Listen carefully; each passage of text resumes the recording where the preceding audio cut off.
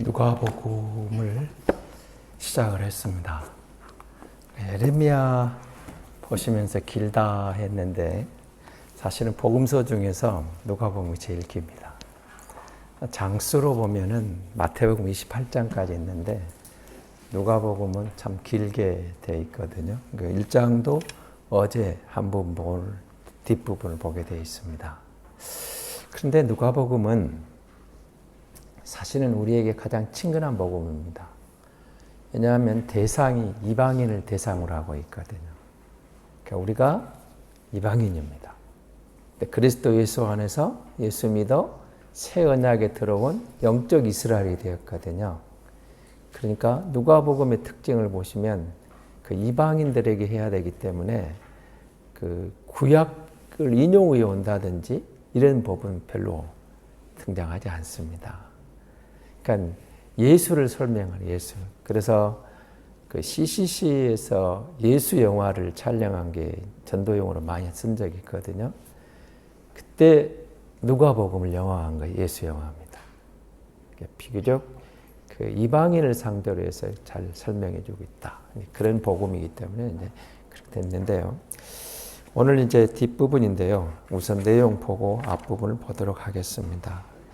45절까지 39절 45절은 성령 안에서 나누는 교제의 기쁨입니다. 이 부분 다시 이제 말씀으로 보겠습니다. 그 다음에 57절 58절에 보시면 세례 요한의 출생에 대한 이야기고 59절에서 61절에 보면 할례의식 그리고 요한의 그 이름에 대한 이야기가 나오고요. 62절에서 63절은 사가랴가 말을 못하고 있죠. 근데 이때 세례 요한의 그 요한의 이름 때문에 요한의 이름을 다 다른 사람들은 다르게 말하려고 할 때 이제 사가랴 또 요한의 어머니만이 요한이라고 이름을 하니까 그 천사가 일러준 이름이잖아요. 그래서 사가랴가 서판을 달라 써주면서 요한이라고 쓰는 순간 입이 열리죠. 그래서 그런 이야기가 있고 64절에서 66절은 그래서 사가랴가 드디어 혀가 풀려서 말을 하게 되는 장면입니다. 67절에서는 사가랴가 입이 열리면서 아들에 대한 그리고 예언을 하는 장면, 성령 충만에 예언하는 장면이고 68절에서 75절은 예언의 첫 단락으로 구원하신 하나님에 대해서 이야기를 하고 76절에서 79절은 두 번째 예언 단락인데 이 요한이 앞으로 무슨 일을 할 것인가에 대한 예언입니다.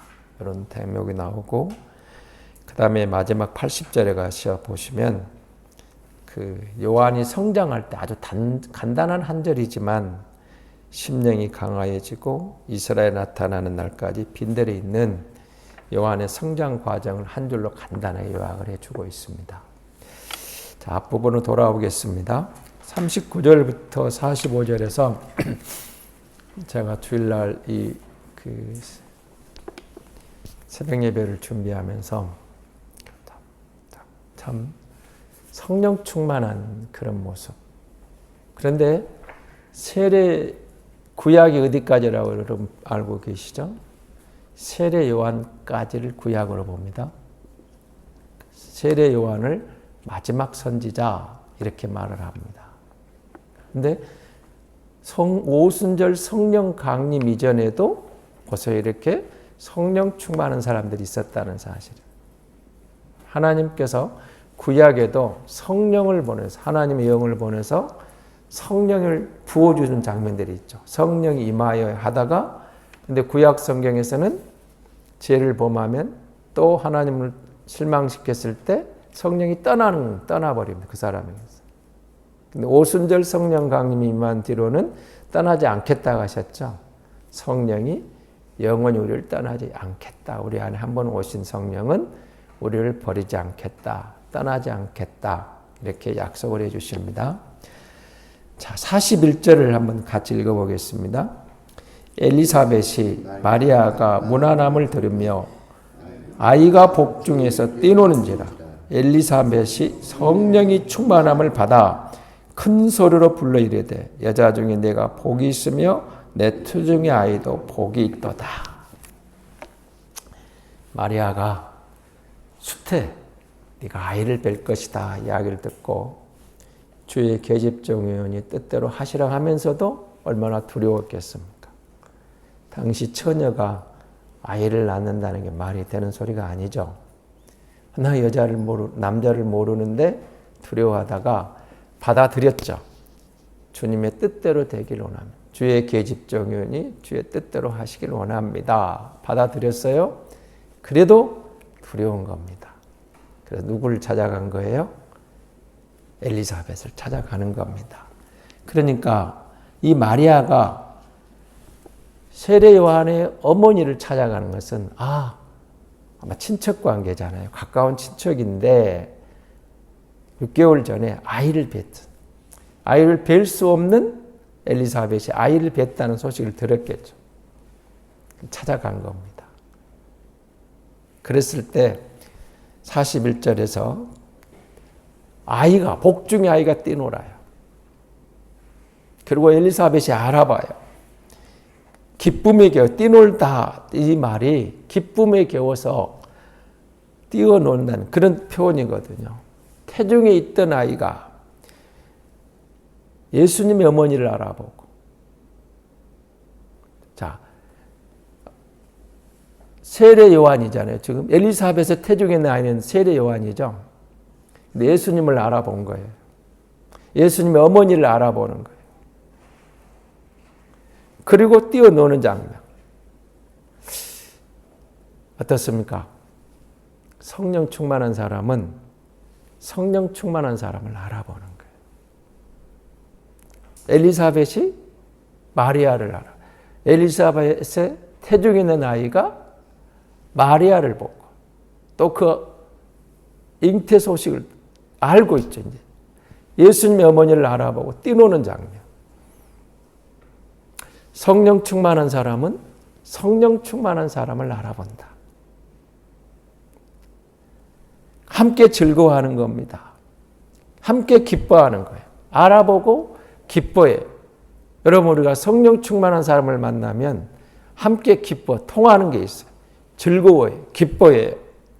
성령 안에서 나누는 기쁨이 있는 겁니다.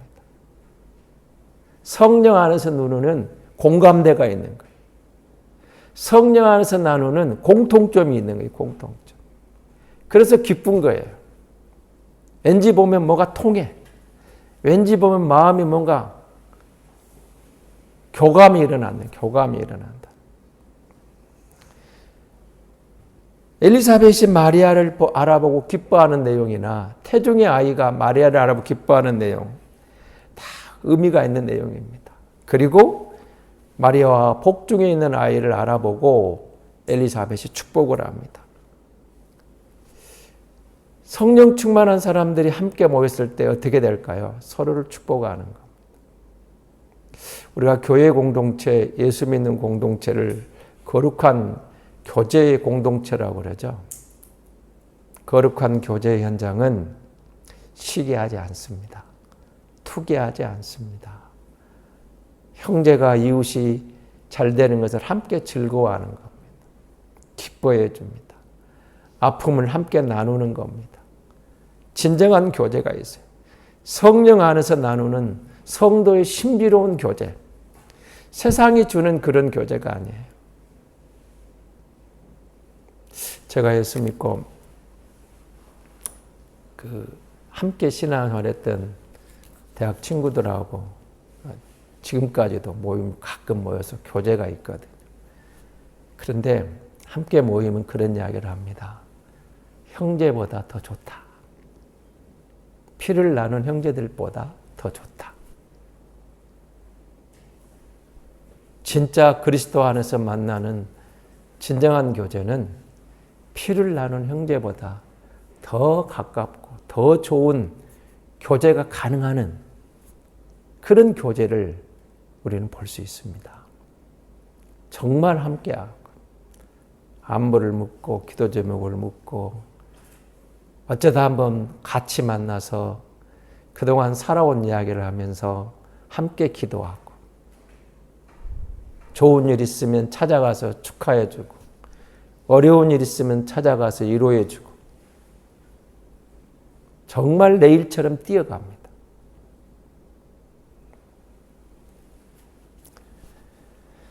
거룩한 교제, 서로를 알아보고 서로를 정말 마음으로 교제할 수 있는 그런, 마리아가 이곳에 석 달 동안 머물다 갔다는 사실도 주목을 해보십시오. 지금보다 더 어려운 시절이고 먹고 살기도 어려울 텐데 3개월을 머물면서 내 딸처럼 내 어머니처럼 아름다운 교제를 하고 갈 수가 있었습니다. 사실은 엘리사벳도 세례 요한을 잉태하고 한편으로는 기쁘면서도 세례 요한에 대한 어떤 어머니로 살아간다는 것이 쉽지만은 않을까라는 뭐가 있었을 것 같아요.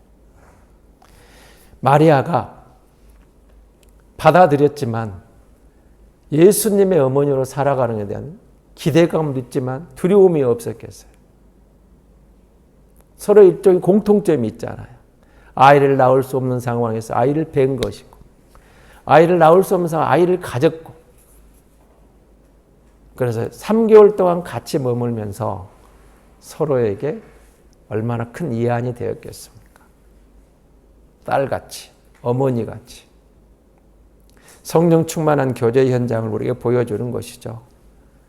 세례 요한의 어머니로 살아간다는 것, 예수님의 어머니로 살아간다는 것, 만만치만은 않았겠지만 서로에게 이해할 수 있는 사람, 기댈 수 있는 사람, 마음을 터놓을 수 있는 사람,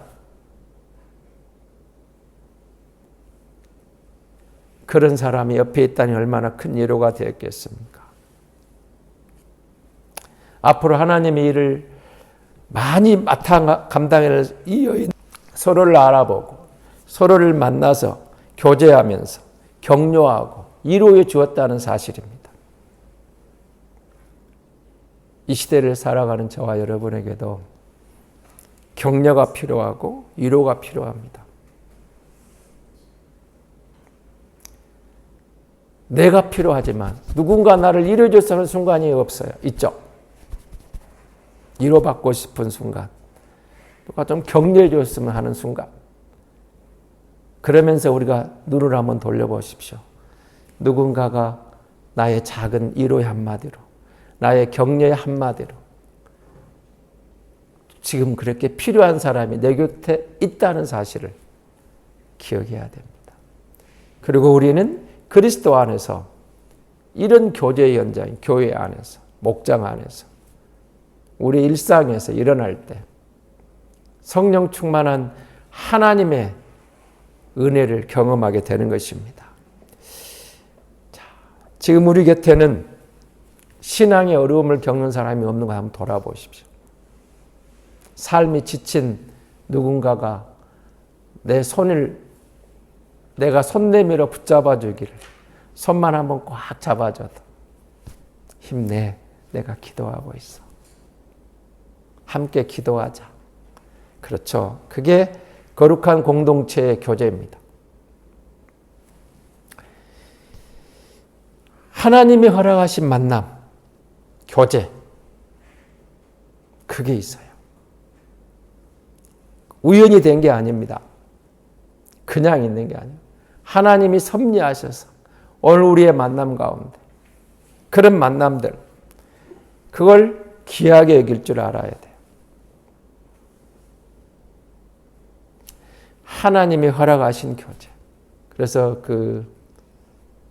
서구 사람들은 그런다고 그러죠. 기독교 신앙 바탕이 있다 보니까 내게 세례를 베풀어 주신 목사님, 내 결혼식에 주례해 주신 목사님, 우리 엄마 아빠 장례식 때 장례를 치러 주신 목사님, 잊을 수가 없다는 거예요. 귀하게 여기는 거. 내게 복음을 전해준 사람, 나를 복음으로 가르쳐서 구원의 확신에 이르도록 이끌어준 사람, 내 영적 멘토가 되어준 사람. 얼마나 감사한 일입니까? 그걸 잊지 않는다는 것이죠. 46절에서 56절에 보시면 성령 충만한 사람의 특징을 한 가지 딱 드러내고 있습니다. 성령 충만한 사람은 찬양을 합니다.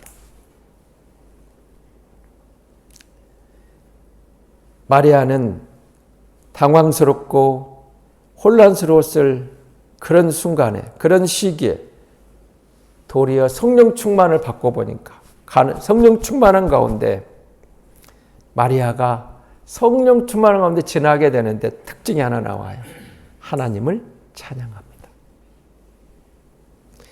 하나님의 선하심을 찬양합니다. 인자하심을 찬양합니다. 그리고 이스라엘 민족 가운데 행하신 아름다운 일들을 찬양합니다. 그런 내용이에요.